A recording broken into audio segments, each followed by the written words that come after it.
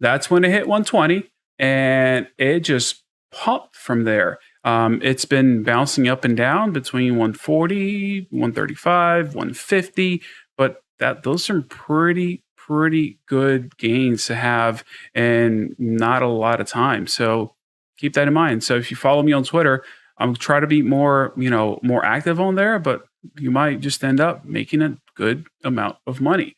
Now, before I get into this next piece, remember, I'm just some dude on the internet trying to tell you what I think, telling you what I'm doing.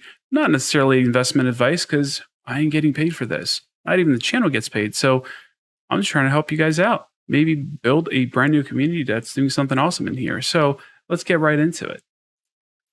Quant network. Yeah, I got a slideshow. I know. I'm nerding out on this one. It's too exciting for me not to do this. So Quant network. It's the, integrating blockchains without adding a blockchain. Like this might sound complicated. It's not. I'm going to, try to break it down as simply as I can. I'm not going to go into very nitty gritty details, but I do want you to take a look at the things that I always say is important when you're looking at a new coin.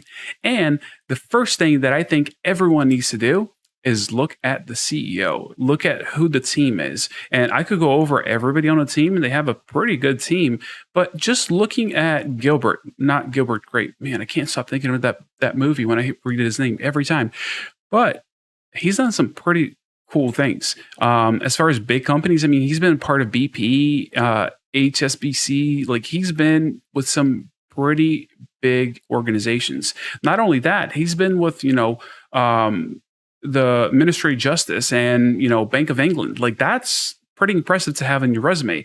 And that also means that you're pretty well connected when it comes to cybersecurity and all things blockchain. Because at the end of the day, these companies might not have blockchain things set up, but I guarantee you they're not only talking about it, they're implementing it on the back end as well.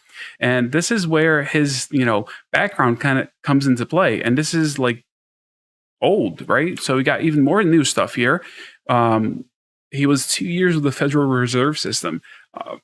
Everybody knows that blockchain is the future. They're working on stuff. So if you have somebody that has been involved this deeply when it comes to finances of a country, guess what? He knows a thing or two. Not only that, you got somebody that's on the European Commission board. That's a pretty big deal. Not only that, add to that, you got he founded the blockchain ISO standard. At the end of the day, he's trying to standardize things, and this puts him in a great position to make this company very, very profitable, right? Like if you think about it, he's got the connections, he's got the background to be able to take this thing to the next level. All right, what is this thing? Like, what's it all about, and why does it even matter? Most of all, like, this guy's a CEO. So let's talk about what he thinks about the blockchain. Like what's in his mind? Like how does he think this thing's going to be able to move forward? He understands this very basic principle. You can't control other people.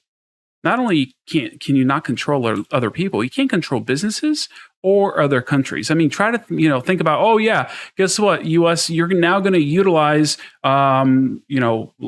XRP, that's the new thing that you have to use. End of story. That's what we're going to build on and move forward.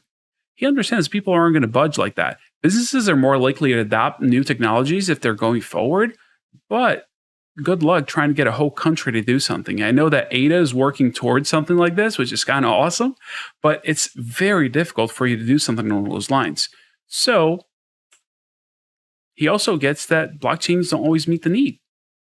What does that mean exactly? Well, at the end of the day, you can build something and it might be wonderful for the first, second year, but it might not, be what you need long term. Sometimes you build something with, let's say speed in mind, and you didn't think about the scalability. Let's say that business that built something now, is 4 times the size of what it was before, and they weren't expecting that growth. Well, that blockchain might be a little bit not robust enough to be able to handle those things. So people need to keep in mind that this is an evolving technology. Like at the end of the day, Bitcoin is all great. I mean, I'm all for Bitcoin, but it is super, super slow. I don't think anybody was thinking about that when it was first implemented. They didn't have in mind, oh yeah, we're going to use Bitcoin as a new form of currency. So when I go out to the store to buy some bread, I need to sit around for half an hour to make sure that my transaction clears. Like that doesn't work, right? So it's not that it's a flawed system. There's no possibility for you to think of everything when you're first building a blockchain. Not only that, creating new blockchains costs time and money. And when I say time, I'm talking about roughly 8 months. That's the average development time for a new blockchain. And for you to get that done in 8 months, you're looking at about $4 million to put together a new blockchain.